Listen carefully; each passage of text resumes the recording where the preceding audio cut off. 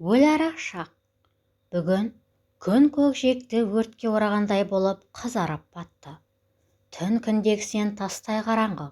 Көз байланады.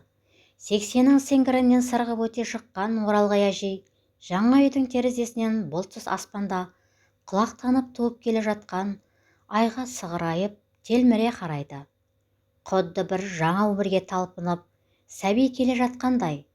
Тізесінде отырып ертегі сұрайтын ерке күнінде әкесінен көріп бойына сіңіріп қалған әдет бойынша қос алақанын жайып жіберді. Ай көрдім, аман көрдім. Бұрынғыдай заман көрдім. Ескі ай есіркегін, шаңайда шарылқағың. Әумин, деп бетін сипады. Маусымдағы мына өләрәнің аспанды айналдырып, жерге түсіргендей болған түнектей түнін-ай. Өләрада балық түспейді, аң жүрмейді деген сөз санасында сайрап қалған. Енді бұрмын өре бастаған балдырған күнінде ағайын мағаларымен бірге ауылдың іргесіндегі құмқайрақ қар өткел салпаң суына қармақ салатын. Кейде ағалары ат арбамен қашықтағы ертістің сағасы Алакөлге барамыз дегендерін естігенде іштей дайындалып түні бойы шортан қапты, қалтқыңды қара балыққа тереңдетіп сал дегендей сөздерді қайталап ұйқы сұрап дөңбекшіп ұйықтай алмай шығатын. Ағаларының масаға жем боласың, бөгелек талайды, ол жерде қасқыр бар дегендей қорқыта сөйлеген сөздеріне мізбақтай арбадан орын сайлап алып түспей қоятын. Кейде ол оянбай жатып кетіп қалса, төсектен тұра сала ешкімге көнбей жерге жатып алып тырналап болқан талқан болып жылайтын. Қайран оралмас күндер-ай, деп бір күрсінген оралған әжейдің ойын көрші үйдің жүгіре кірген жүгірмегінің бүлдірмей саңқылдаған дауысы бұзды. Көрші апа, ана арбадағы қидан алуға бола ма? Ертең мамам табанан саламын деген. Біздің үйдің жапа тезегі жамбардың астында қалып қойыпты. Дымқыл бықсып жанбайды, деп сосылдата жөнелді. Мына баланың шаруа қорын-ай, деп іштей ойлаған оралғай әжей баланың басқа емес қисұрап келгенін естігенде атасынан қалған соңғы алтынды сұрағандай айғай салды. Кет жүгірмек, тиісуші болма қиға. Қи қажет болса, ауылда қойдың құмала қазба? О не дегені? Қиға қолың тиді бар ғой, балтамен шауып тастаймын. Деп жекігенін естіген бала түкке түсінбей шегіншектеп босағадан әрі аттап шықты да есікті тарс еткізіп жауып жүгіріп кетті мінез көрсетіп. Мама, көршінің ақысы тәңірдің қақысы деген, деп өзің бізге көрші кеолаңмен тату бол, кілем алсаң кеңінен ал, бір шетінде көршің отырады деп ақыл айтқанда сондайсың. Қайдағы бір қида құнымыз қалды ма, бере салмайсың ба? Деді анасының жақында көшіп келіп қоныстанған жаңа үйін жинасуға келген Кеңшарда тұратын тұңғыш қызы Раушан. Оларға қиды беріп жынқалып па? Шукамның 4-ші сыныпта алғаш ойған қи емес пе? Қиды алғанша менің басымды кесіп алсын, деп түнерді оралғай әжей. Оның Шукам дегені 5-ші классқа дейін омырауын жасырып емізген, қазір елудің ауылы қайдасың деп жүрген, өзіне ерке бала Жұмажан. Қалада тұрады, үйлі баранды, қызметте. Оның ойған қиы жаңа үйге көшкенде әдейі ат арбаға тиетіп, өзімен бірге ала келген. 40 жылға жуық уақыт бойы құстарға шоғытпай, жауынға тигізбей сақтап жүрген кенже баласының еңбегін көршінің баласына бере салатындай не көрініпті? Маған десе нансыз қалсын, аштан қатса да бетер. Баламның ойған қиын оларға беріп, әрбірінде оның қол еңбегі бар. Көй құлыным сол, деп кейген оралған әжей іштей күбірлеп, белін жаза алмай бүкжиген қалыпта жатын бөлмесіне қарай іштей күбірлеп ренжіген кейіпте кетіп қалды.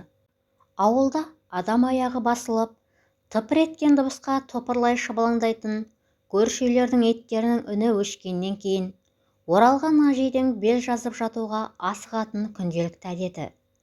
Бөліп қалғанына да 5 жылдың жүзіндей уақыт өткен. Көзінде де ақ түсіп, жақын келген адамның сол басын ғана шырамытып даусынан таниды. 80-нен асса да Өз ғұмырын кәрілікке қимайтын ол, бұл бейнеттің бәрін жасында тартқан тауқыметінің кесірі деп түсінеді. Оралған әжей, анасының құрсағында жатқанда болыс басшысы болған әкесін шолақ белсенділер көрсетіп, 3 әріптің жендеттері түн ішінде ұйқыда жатқан жерінен қос қолын артына қайырып, кісендеп алып кетіпті. Елдің жел жағында жүрген әкесі Итжеккенге кетіп бара жатып, әйеліне іштегі сәбидің есіме қатысты, егер ұл тусаң орал, қыз тусаң оралған ғой, деп аманат айтыпты. Кейін әкесі тар жерден аман-есен оралса да, қиын кезеңнің сызын татып өсті, бой түзеп ер жетті, тұрмысқа шықты, перзент сүйді. Ол алысқа ұзап шығып оқи алатын заман емес. Жолдасы ерте көз жұмғандықтан, кейін жұмыс таңдауға да мұрша болмады. Шиеттей бала-шағаны асырау керек, қайткен күнде де жеткізу парыз. Жолдасына берген серті сол. Осылайша оралған колхоздың сауыншысы атанды. Таңнан бұрын төсегінен тұрып, аяғына керзі етікті кие салып, сиыр тұрған қораға шабады.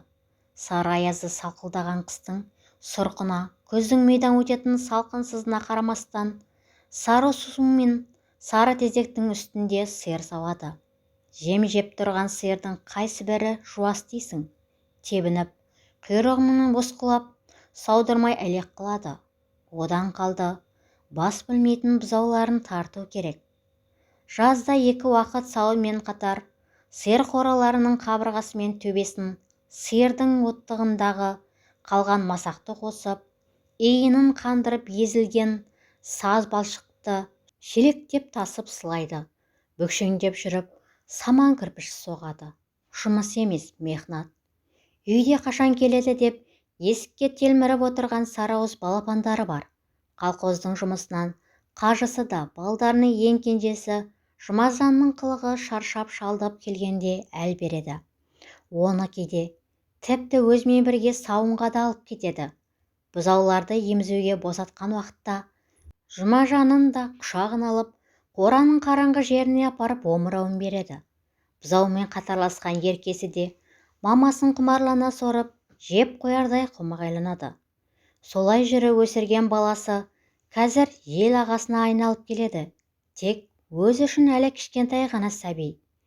Қаладан отбасымен келгенде өз баласын оның балаларынан, яғни немерелерінен де қызғанатынына не дерсің? Ана жүрегі адал ғой. Бейнетпен өткен өмір үшін марапаттардың талайын алса да, жанарының тайғаны мен белінің шойырылуын соның құны деп біледі. Оралған әжей күнделікті әдетімен шифонердің ең жоғарғы сөресінде тұрған кішкентай ғана мамық жастықты алып, төсегіне келіншек күні бала емізгендей жантая жатты. Бұл жастықты Жұмажаны оқу бітіріп қызметке орналасқанынан бері қойнына алып жататын әдет тапқан. Тысының әрі кетіп, көне тозданып, бояуы солғын тартып қалса да, өз үшін ерекше ыстық. Таңға дейін сол кішкене ғана мамық жастықты құшырлана иіскеп, таң бозарда ғана құшағынан босатады. Бұл еркесі Жұмажанның қарқынан шыққаннан кейін жастанған иісі әбден сіңіп қалған жастығы. Бүгінде сол әдетімен бала жастығын құшақтап тұрды. Ауа райы бұзылар ма екен? Қос тізесі сырқырап шыдатар емес. Жата тұрайын деп шешті. 70 жасына дейін ауылдағы наурыз секілді тойларда әйелдердің жаяу жарысына қатысып жүргенде қиындатып алдына қара салмайтын. Ендігі жатысы мынау. Мама, тұрдыңыз ба? Мынау не қылған түйіншек бұл ма? Ене жіптеріңіз салынған қобдишаның ішінен шықты, деп кіріп төсегіне еркелей отырған Раушан қызына бір алайып қарады да, жұмысың болмасын дегендей қолынан жұлып алды. Біртіндеп аша бастады. Бірінші түйіншек буманың сыртындағы жібек орамалды шешіп алды. Оның ішінен арнайы тіккен қалташа шықты. Қалташаның ішінен жылтыр қағазға оралған бума пайда болды. Жылтыр қағазы тарқатып ашқан уақытта сиясы кеткен газетпен оралған түйір тас секілді дүние шыға келді.